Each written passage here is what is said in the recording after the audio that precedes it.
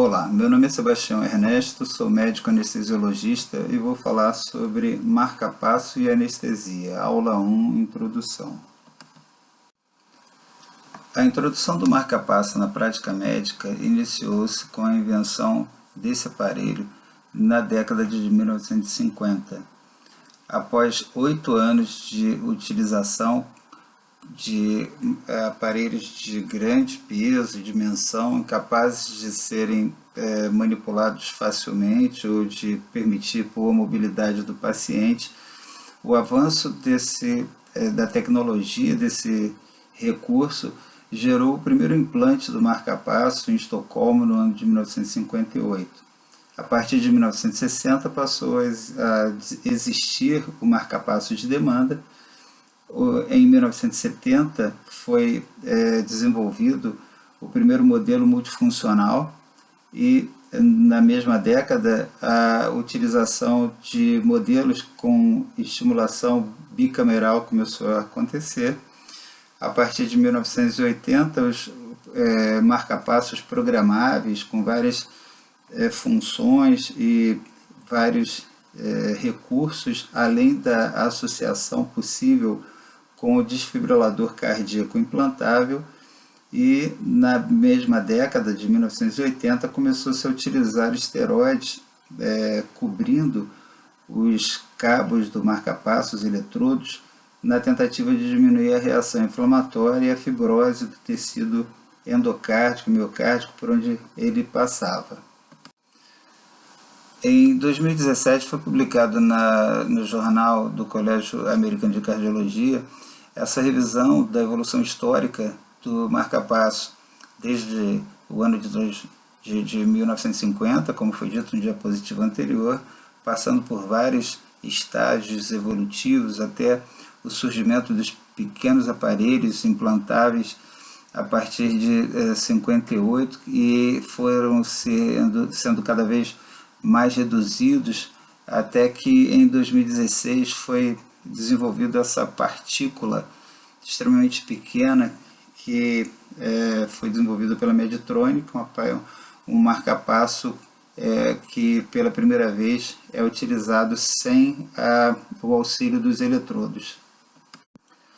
Com o envelhecimento da população, cada vez mais surgem pacientes com patologias relacionadas ao desgaste, à fibrose de tecido de condução, doenças do nódulo sinusal, pacientes com infarto agudo do miocárdio evoluindo com bloqueio importante e outras patologias, e a sobrevida desses pacientes aumentando cada vez mais, os pacientes cada vez mais sendo parte de uma população de portadores de dispositivos implantados, seja do tipo desfibrilador ou do tipo marca-passo. Cerca de 3 milhões de pessoas nos Estados Unidos utilizam marca-passo, cerca de 300 mil pessoas utilizam o desfibrilador cardíaco implantado. No mundo existe um acréscimo por ano de 1 milhão de pessoas utilizando esses dispositivos. No ano de 2011, uma grande associação, na tentativa de produzir guidelines e orientações para o manuseio de pacientes portadores desses aparelhos que estejam a ser submetidos à anestesia, foi feita com a participação da Sociedade Americana do Ritmo Cardíaco, a Sociedade Americana de Anestesiologia, a Sociedade Americana do Coração e a Sociedade de Cirurgia de Tórax. Esse foi um dos primeiros grandes guidelines abordando toda a funcionalidade, todas as indicações e o manuseio do paciente, desde da sua avaliação pré-anestésica, as orientações em relação ao preparo e ao manuseio intra e pós-operatório. Ao longo do tempo, parece que não acontece uma mudança muito radical em relação a algumas estatísticas relacionadas ao uso do marca-passo. O tipo de marca-passo mais frequentemente utilizado é o unicameral. O marca-passo que estimula duas câmeras, ele é mais frequente nos pacientes jovens. O bloqueio atrioventricular de terceiro grau tem sido a indicação mais frequente, e a maioria dos estudos parece mostrar que a hipertensão arterial é a comorbidade mais frequentemente relacionada aos pacientes que utilizam algum tipo de marca-passo.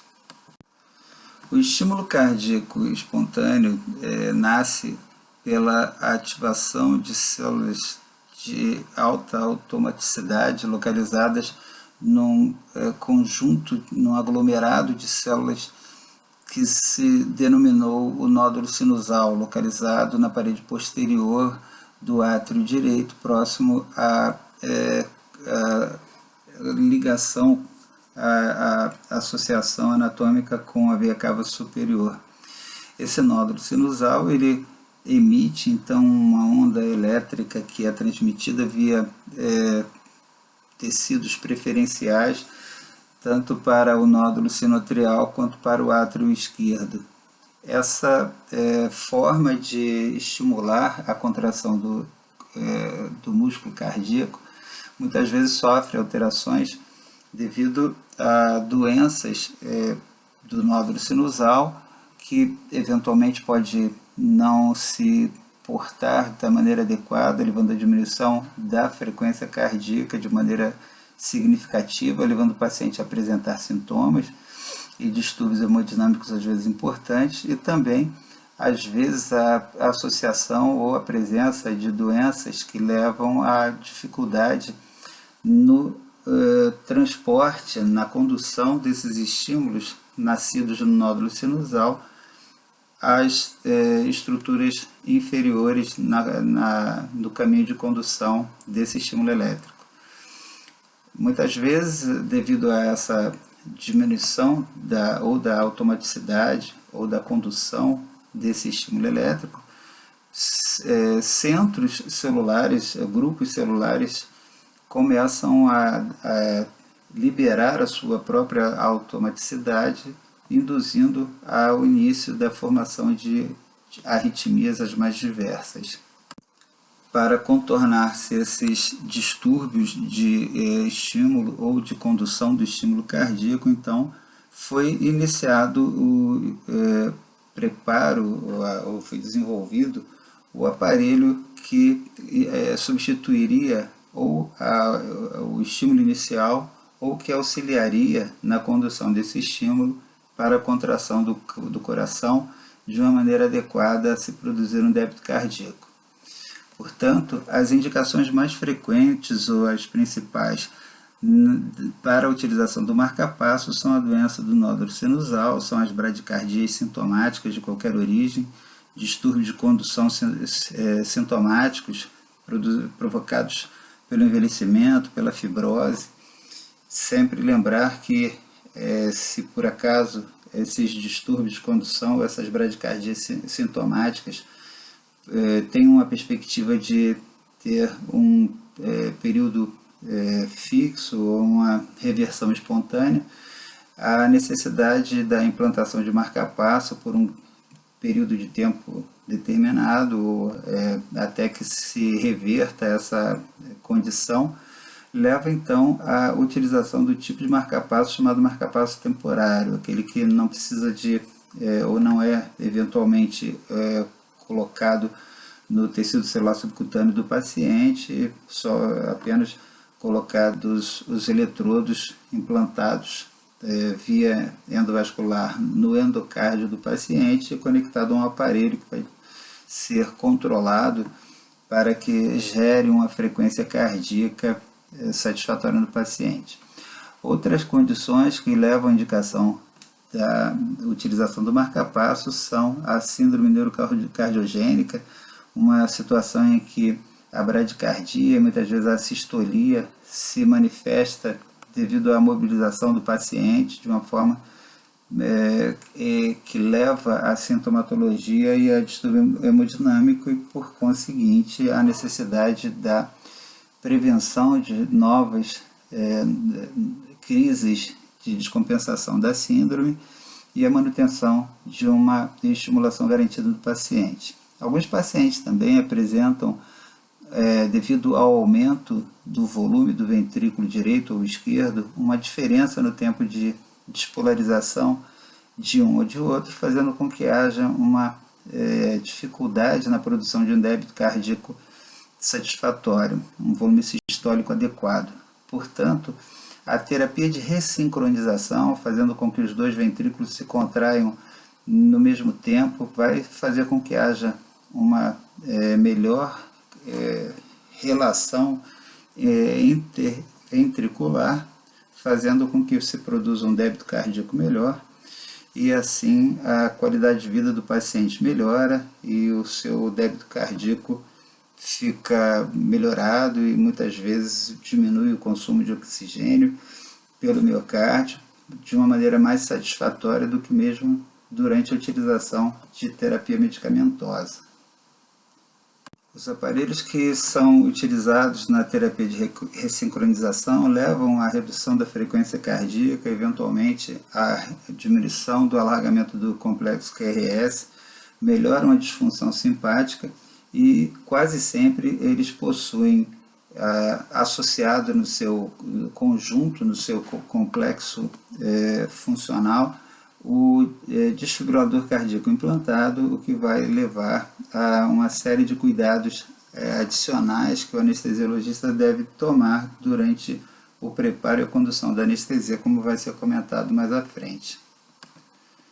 Esse diapositivo mostra à esquerda uma figura que representa um esquema ilustrativo das localizações de nascimento, de estímulo e condução do estímulo cardíaco, do estímulo elétrico que leva à contração do coração, que são o nódulo atrial, os feixes internodais, que são as veias preferenciais que transmitem esse impulso elétrico ao nódulo atrioventricular, onde vai sofrer uma redução da velocidade de condução e a partir dele a estimulação do sistema de Reis-Purkinje, e também a partir do átrio direito para o átrio esquerdo, o feixe de Beckmann, que vai levar ao estímulo e contração do átrio esquerdo no momento oportuno. E as ondas de estimulação representadas pelas diversas curvas coloridas, bastante ilustrativas. À direita, os momentos de atuação dessa onda elétrica de estimulação e a sua inscrição no eletrocardiograma, representado abaixo de cada desenho de coração. Portanto, em cada ponto onde haja eventualmente um déficit de produção ou de condução desse estímulo elétrico, o marca-passo pode ser uma terapia que dá sustentação e resolução a essas deficiências. Nesse diapositivo, o exame ecocardiográfico à esquerda mostra um ventrículo que tem dificuldade contrátil, esse déficit contrátil levando ao seu alargamento, a diminuição da fração de ejeção.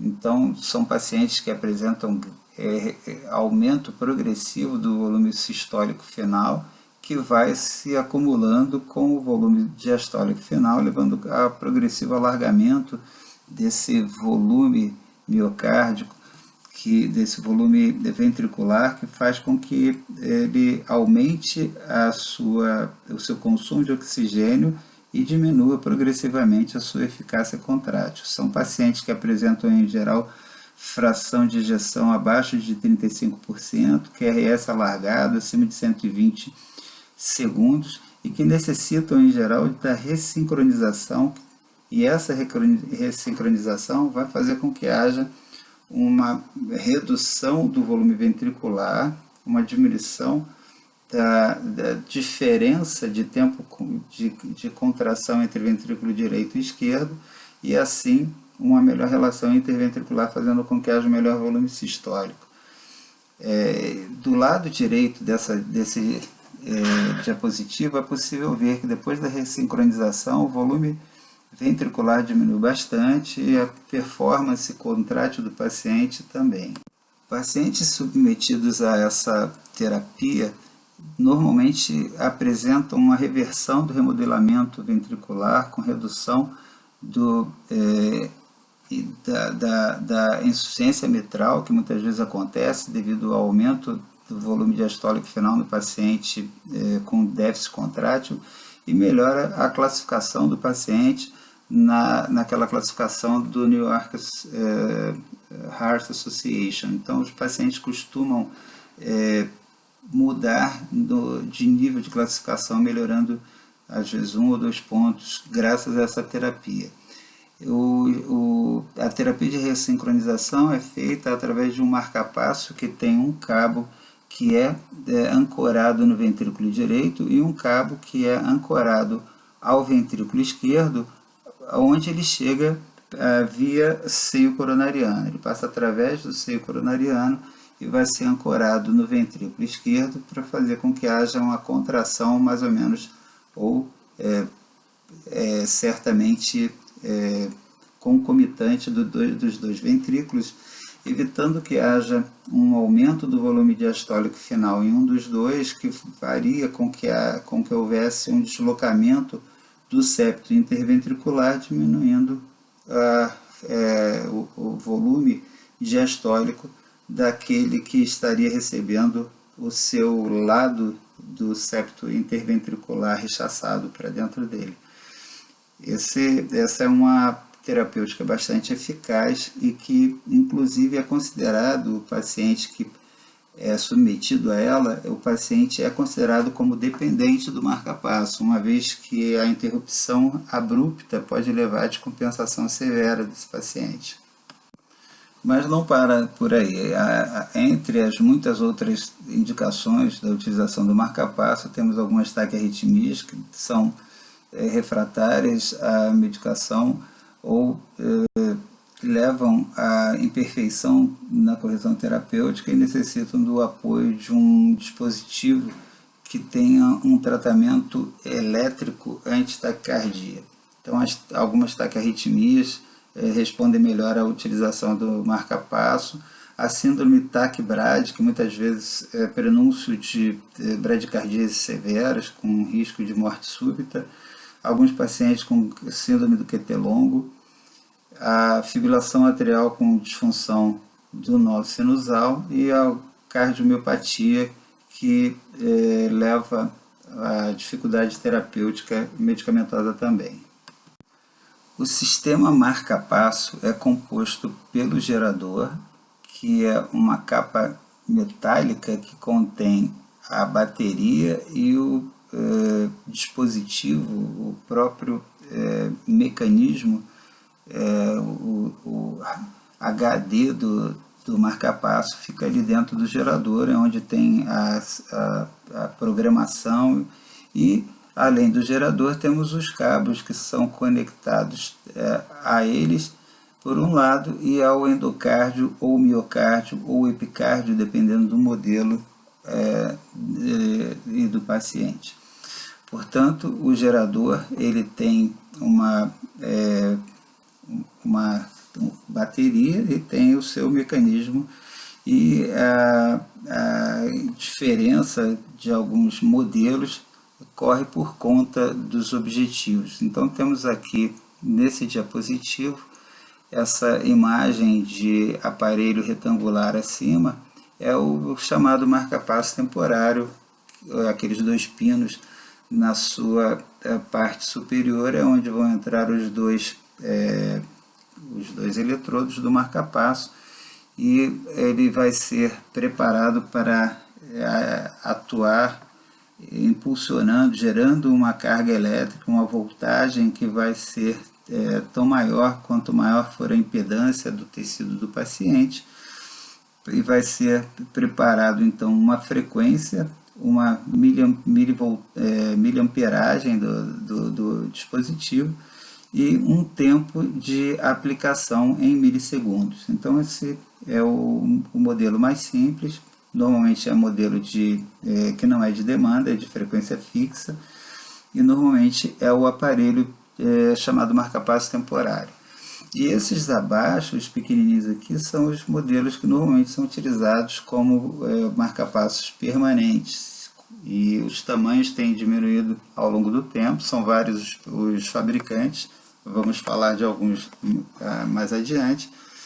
E a radiografia do marca-passo, ela inclusive é capaz de mostrar no paciente que utiliza o nome da empresa fabricante, como vamos ver mais à frente.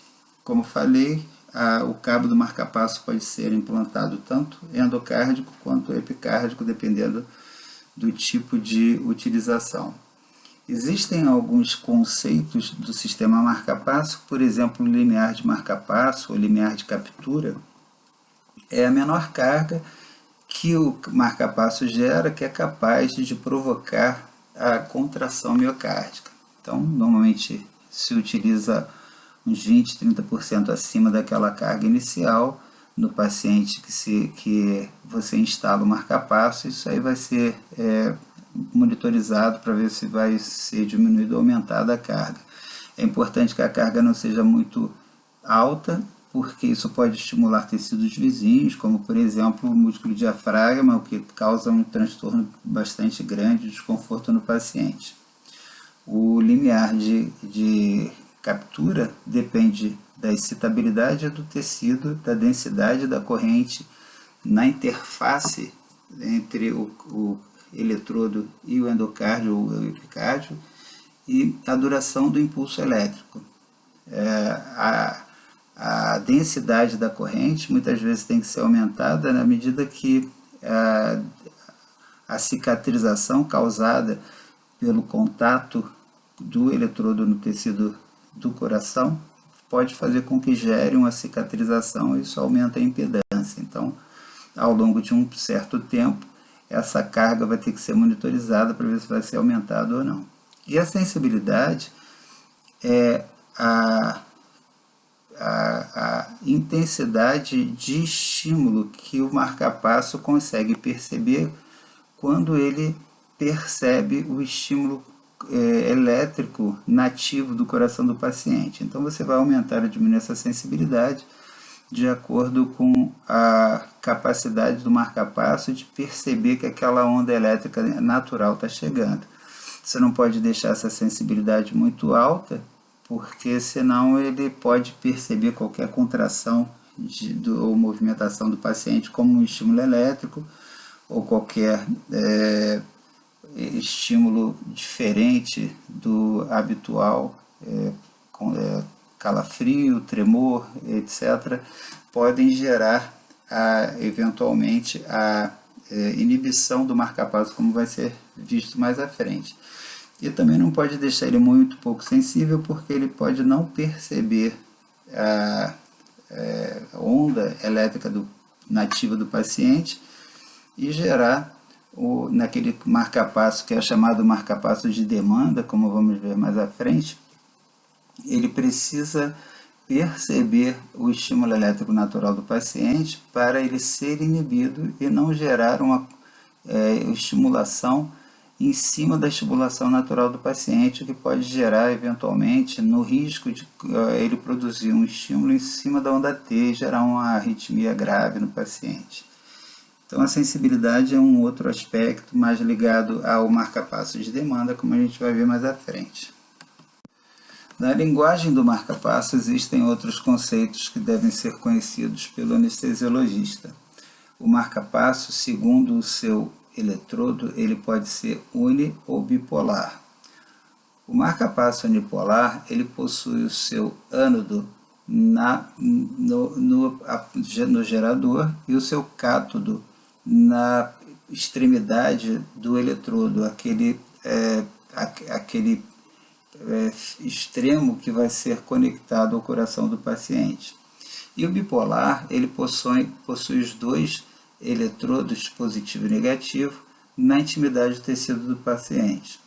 A grande vantagem do bipolar é que ele sofre menos interferência por bisturi elétrico,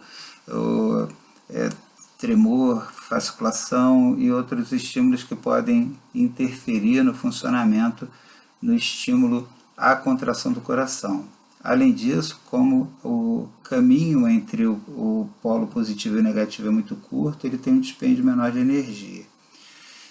Existem algumas especificações de cada modo de utilização que foram desenvolvidos nesses aparelhos, e para o entendimento e a identificação do modo como ele está funcionando naquele paciente, duas organizações, a Organização Norte-Americana de Estudo de Potencial Elétrico e o grupo britânico de estudo também de eletrofisiologia, geraram um código que foi sendo aperfeiçoado ao longo do tempo, como vai ser visto mais à frente. Esses códigos servem para a gente entender o que cada um desses aparelhinhos está fazendo no paciente, ou como a gente deve manuseá-los no preparo e condução da anestesia. Esses aparelhos, eles são capazes de gerar um estímulo elétrico para fazer a contração cardíaca, e também muitos deles são capazes de perceber quando o coração do paciente está gerando um estímulo elétrico nativo, fazendo com que, ao perceber esse estímulo elétrico nativo, ele evite de gerar outro estímulo em cima do estímulo nativo. Como foi dito, isso pode gerar, além da contração prematura, como uma extrasístole causada pelo marca-passo, na chamada síndrome do marca-passo, que é bastante desconfortável, mas pode, pior que isso, gerar um estímulo elétrico que pode incidir sobre o período vulnerável da onda T, que pode gerar uma arritmia ventricular que pode ser letal para o paciente. Então, essa percepção é o que faz possível esse marca-passo funcionar no modo chamado de demanda. Ele só vai assumir a contração, o estímulo elétrico para a contração do coração, se por acaso o coração não tiver o seu estímulo próprio conduzindo no tempo que o marca-passo considerar ideal para esse paciente. E ele vai considerar ideal segundo a programação realizada sobre ele. Então você programa esse marca-passo para ele contrair no mínimo, para ele estimular o coração no mínimo a 60 vezes por minuto. Mas se o coração estiver batendo a 70 vezes por minuto, não vai dar tempo do marca-passo assumir, porque cada vez que ele pensar em mandar um estímulo, o coração do paciente teve um estímulo próprio, e esse estímulo próprio foi percebido pelo marca-passo, e o marca-passo então não emite o seu estímulo. Isso é interessante não só para beneficiar o paciente, que vai manter a sua frequência fisiológica, mas também economiza a bateria do próprio marca-passo. Além disso, essa percepção, esse fato do marca-passo ser de demanda ou não, geram outros conceitos. É o conceito de sincrônico ou assincrônico. É dito que ele é sincrônico quando ele só vai contrair se o coração do paciente não contrair. Ou seja, corrigindo, ele só vai emitir o estímulo elétrico se não houver estímulo elétrico próprio do paciente, ou se esse estímulo elétrico não passou do átrio para o ventrículo, por exemplo. Então, se faltou estímulo elétrico naquela câmera do coração que tem o eletrodo, que tem a sensibilidade, se não chegou o estímulo elétrico, o marca-passo vai estimular. Então, esse é o chamado método síncrono ou sincrônico. E o assíncrono é aquele que o marca-passo vai ter uma frequência fixa determinada pelo programador. Quem programou o marca-passo programou para ele ficar naquela frequência de 80, 90 por minuto, independente de se o paciente vai ter algum estímulo próprio ou não. Isso tem utilidade, a gente vai ver mais na frente. E tem uma função em alguns dos marca-passos mais modernos, que é o trocador automático de modo. Por exemplo, um marca-passo que está preparado para funcionar de um jeito, mas se o paciente eventualmente apresentar um ataque à arritmia importante, ele automaticamente muda a forma de atuação para não gerar no ventrículo uma frequência tão alta quanto aquela que o átrio está querendo que ele apresente. Então, esse trocador automático de modo também vai ser conversado mais à frente. Mas temos então o cabo que vai para uma câmara só, de câmera simples, que pode ser bipolar ou unipolar, e temos o de câmara dupla, que vai para o átrio e para o ventrículo, que também pode ser uni ou bipolar. Tá? Então, são dois conceitos diferentes. O conceito de uma ou mais câmeras, que pode ser estimulada ou sentida por um eletrodo, que pode ser unipolar ou bipolar, sendo que o bipolar ele mais facilmente sofre influência de estímulos externos ao marcapasso e ao corpo do paciente, como por exemplo o bisturi elétrico, que é utilizado em algumas cirurgias. Essa tabela mostra o código que foi criado, como dito no diapositivo anterior, por grupos norte-americano e britânico, para que haja a identificação do tipo de marcapasso e como ele está funcionando. Então, existem 5 letras que são utilizadas para essa classificação. A primeira letra, ela faz menção à câmara cardíaca que vai ser estimulada pelo marcapasso. Ou nenhuma, ou átrio, ou ventrículo, ou as duas. E tem, então, a letra que corresponde 0 a nenhuma, o átrio é o A, o ventrículo V, e se as duas câmeras são estimuladas, o átrio direito e o ventrículo direito, então ele recebe o D, como classificação dessa primeira letra. A segunda letra é a câmara cardíaca, que tem um eletrodo que sente se há estímulo elétrico passando ali ou não. Se nenhuma câmara é sentida, então é 0. Se é o átrio que tem o eletrodo de sensibilidade, é o A. Se é o ventrículo, V, e D, quando tem a percepção do estímulo elétrico nas duas câmeras. O tipo de resposta que é gerada ao perceber essa sensação relativa à segunda letra desse código, ela vai gerar uma resposta. Essa resposta pode ser inibição, pode ser, em vez de inibição, ela pode gerar uma ativação. Por exemplo, eu tenho um eletrodo sentindo o átrio, que é a segunda letra do código, e esse eletrodo, ao perceber que o átrio teve o estímulo elétrico, ele imediatamente ativa o ventrículo. Então, é a letra T, a terceira letra. Mas ele pode também, ao perceber o estímulo elétrico passando pelo átrio, ele pode ser inibido. Então, se ele for inibido, ele vai receber a letra I.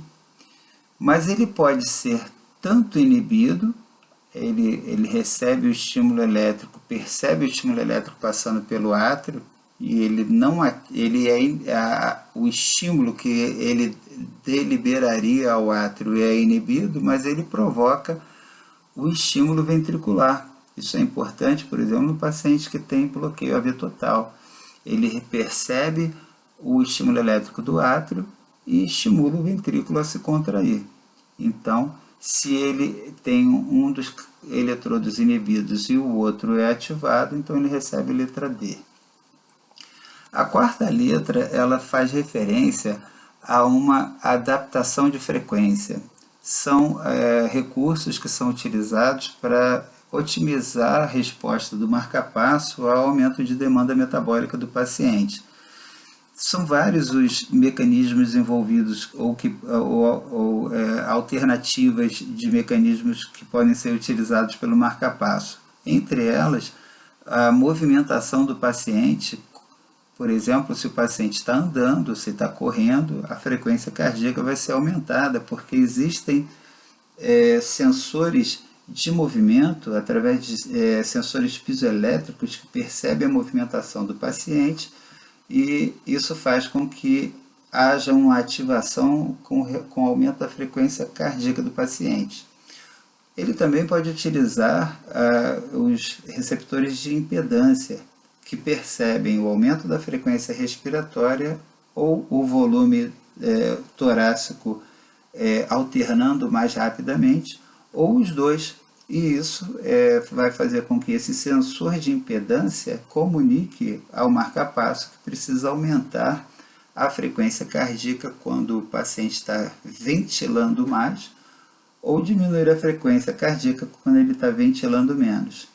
Isso pode ser um problema, por exemplo, durante a cirurgia, onde muitas vezes você precisa, por algum motivo, aumentar a frequência ventilatória do paciente, e isso pode gerar um aumento da frequência cardíaca, por exemplo. E a quinta letra, que é pouco utilizada nas classificações e nos laudos relacionados ao marca-passo, é se o paciente recebe ele possui marca-passo que é de estimulação de multissítio. Esse é um átrio e um ventrículo, ou um átrio e 2 ventrículos, e assim sucessivamente. Ele é pouco utilizado porque fica meio redundante em relação à primeira letra. Tá? Então, esse é o critério utilizado. A primeira letra é a câmara que é estimulada, a segunda letra é a câmara que é sentida, e a terceira letra é a resposta à sensação da câmara que é sentida, e a quarta letra se há algum sistema de modulação de frequência cardíaca para adaptação à alteração de consumo metabólico. Então a letra que apresenta nenhuma ou sim apresenta modulação de frequência. Ainda em relação ao sistema marca-passo, então temos como é designado segundo aquela nomenclatura de letras, aqueles códigos dos grupos britânicos e britânico-americano que desenvolveu esse código. Então temos o modo assíncrono, que é A00, ou seja, ele vai simplesmente estimular o átrio na frequência que está determinada pela programação do marca-passo. Vai estimular o átrio independente se há algum estímulo nativo ou não. O V00 estimula só o ventrículo e o D00 estimula átrio e ventrículo, e é uma das mais comuns formas de utilização no paciente em anestesia, principalmente no paciente que utilizava um marca-passo de demanda, ou sincrônico ou síncrono, e ele é reprogramado para ficar em assíncrono, estimulando átrio e ventrículo, então D00. Existem os marca-passos que funcionam em demanda, que são os sincrônicos ou síncronos, que tem estimulação na câmara única. Ele pode ser o AAI, que é aquele que estimula o átrio e percebe se tem estímulo no átrio. Se tiver estímulo no átrio, ele é inibido, porque o átrio já teve o estímulo dele, já contraiu, não precisa do átrio, do estímulo. O AAT é aquele que estimula o átrio, percebe o átrio. Ao estimular o átrio, ele também provavelmente vai provocar a contração do átrio. Se ele sentir que tem a contração atrial, ele pode eventualmente disparar algum mecanismo que normalmente é o trigger, o limiar de estimulação provocado no paciente que apresenta, por exemplo, uma taquicardia supraventricular. Então ele estimula o átrio, mas se o átrio apresentar um estímulo nativo com alta frequência, ele vai desencadear a estimulação, o chamado overdrive, para tratamento de taquiarritmia.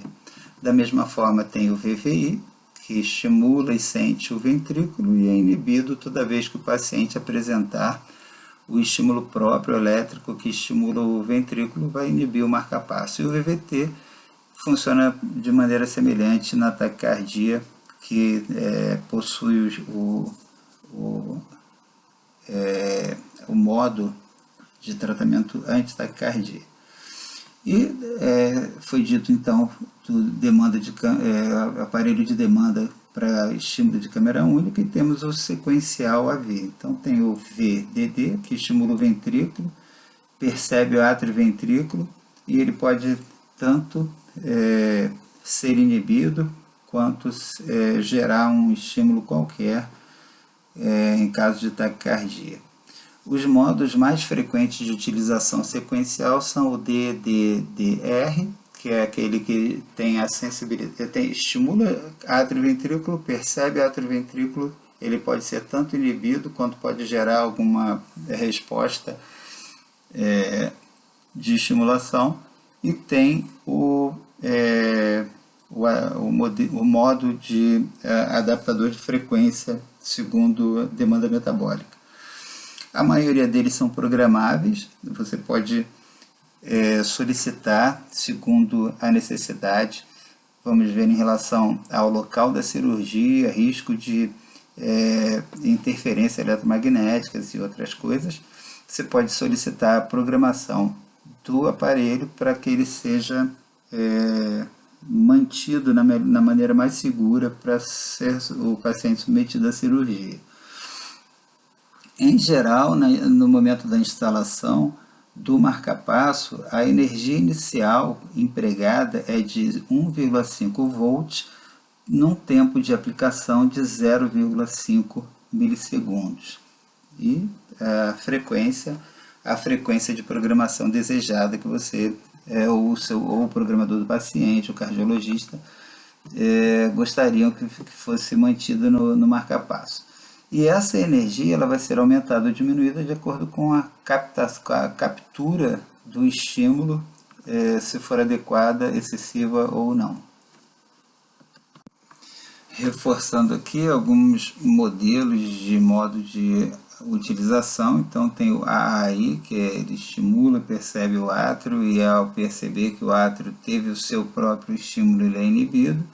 Temos o DDDR, que ele, como eu falei, ele estimula átrio ventrículo e percebe os dois, e eventualmente aumento de frequência de átrio, ele pode sofrer até, se tiver a função trocador automático de modo, a mudança do DDDR para o DDIR, fazendo assim que haja a limitação de passagem de estímulo do átrio para o ventrículo, então evitando que eventualmente numa taquicardia supraventricular ou numa fibrilação atrial, o estímulo de alta frequência atrial passe a produzir alta frequência ventricular. E tem o mais frequente, como eu falei, durante a cirurgia, que é o D00, que é o paciente que funciona completamente em frequência fixa. Os marcapassos que possuem o desfibrilador cardíaco implantado, eles oferecem uma complexidade maior. É importante saber que os sensores, tanto atrial quanto o ventricular, que percebem um aumento da frequência cardíaca, ou atrial ou ventricular, que ultrapasse o limiar programado no marcapasso com DDI para haver a resposta anti-taquicardia.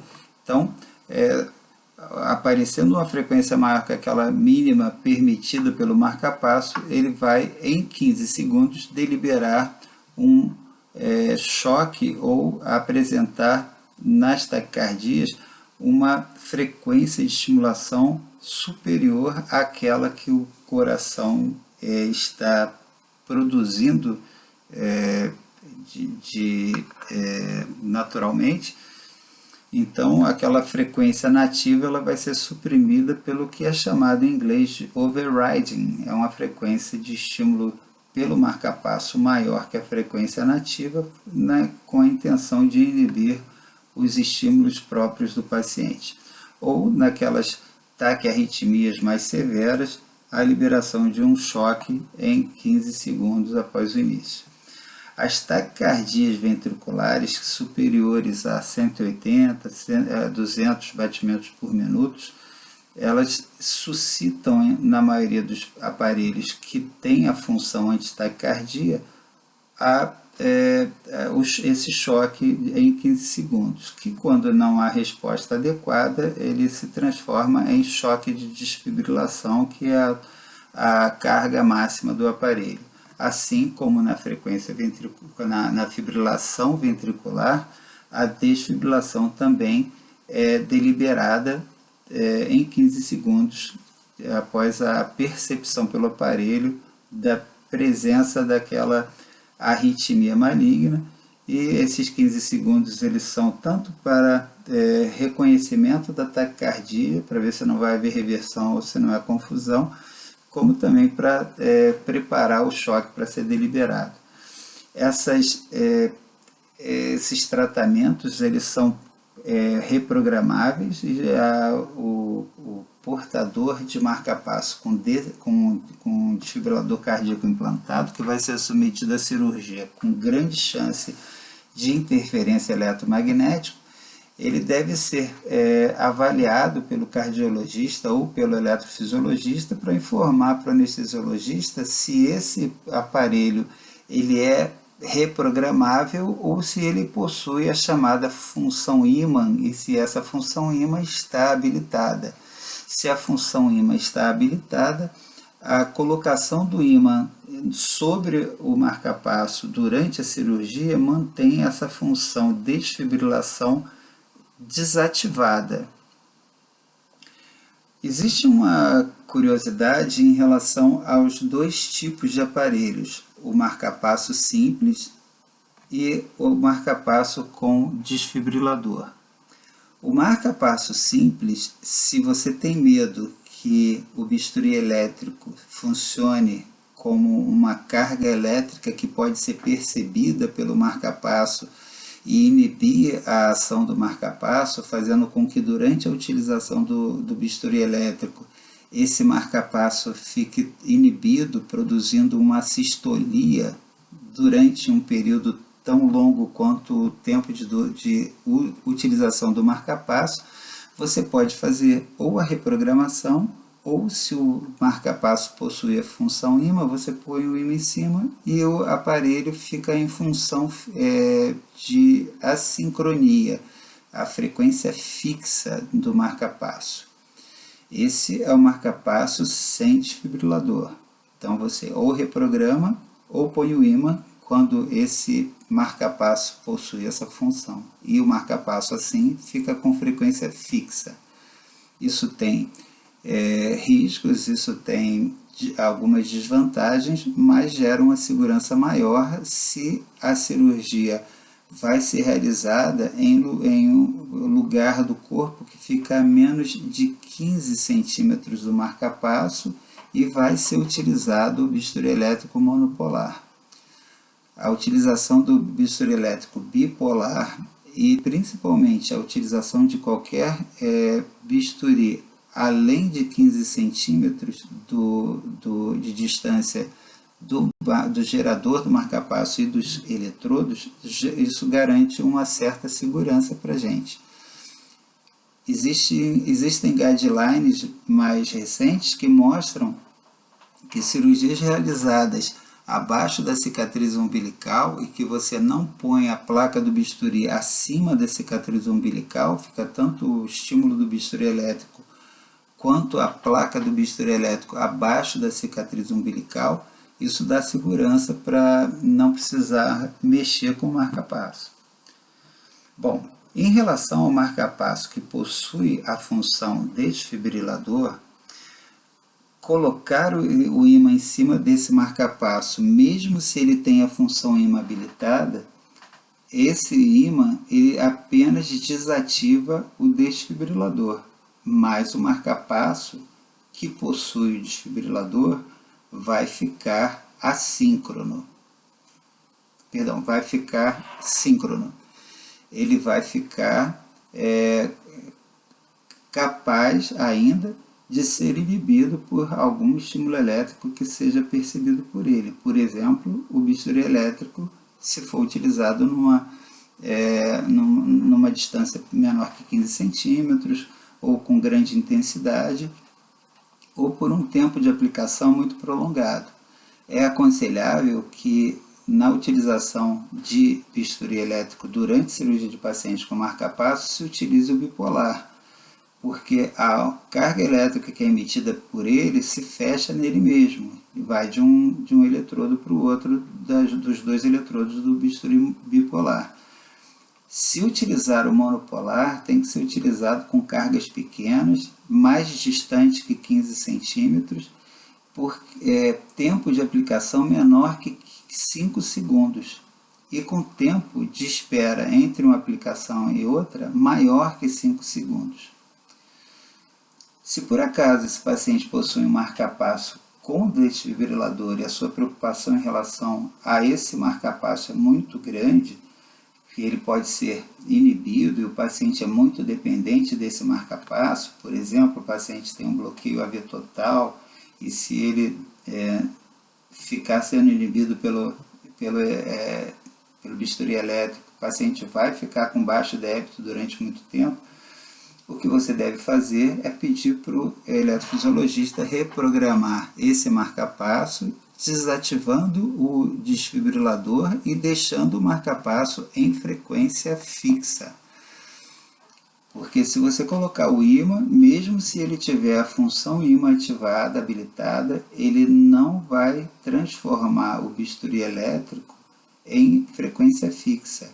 Ele vai permitir desligar o desfibrilador, mas o marca-passo vai continuar sincrônico. Ele é sincrônico porque ele é inibido pela frequência própria, nativa do paciente, mas ele também pode ser inibido pelo estímulo elétrico do bisturi elétrico, por exemplo. Por isso é o risco da utilização do bisturi elétrico fora das especificações, das condições de segurança que eu mencionei. É sempre importante no paciente que possui marca-passo com desfibrilador, que vai ter essa função desfibrilador desativada, desabilitada, que se mantenha esse paciente monitorizado durante todo o tempo da cirurgia e no pós-operatório até que seja reativada essa função ímã, essa função desfibrilação do paciente.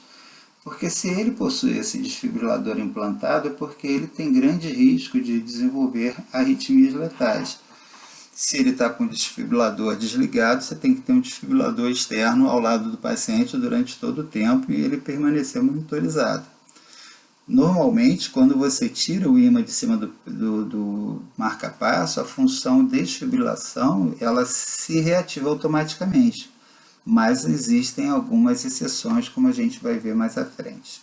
Sempre que houver inativação do desfibrilador, ele tem que ser examinado no pós-operatório para ver se essa função foi reativada, tanto se colocou o ímã, quanto se o eletrofisiologista reprogramou para desabilitar o desfibrilador, ele tem que reprogramar de novo para habilitar novamente o desfibrilador, para continuar dando segurança a esse paciente. O mesmo grupo associado norte-americano e britânico que desenvolveu o código para marca-passo também desenvolveu o código para desfibrilador implantado. Aqui temos 4 letras. Uma que vai dizer qual a câmara que é chocada, qual a câmara que recebe a terapia antitaquicardia. Portanto, esse paciente pode tanto ter o choque de uma fibrilação ou a terapia antitaquicardia, que é o chamado overdrive. Se o paciente tem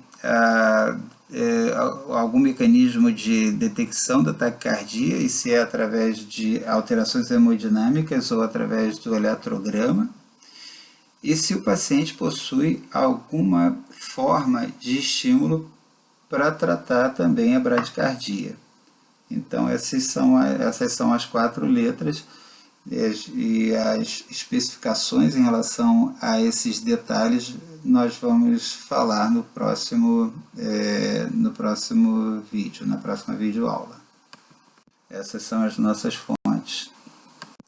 Terminamos então a primeira parte da aula de marca-passo e anestesia, os conceitos iniciais, a introdução aos comentários sobre o marca-passo e seu funcionamento.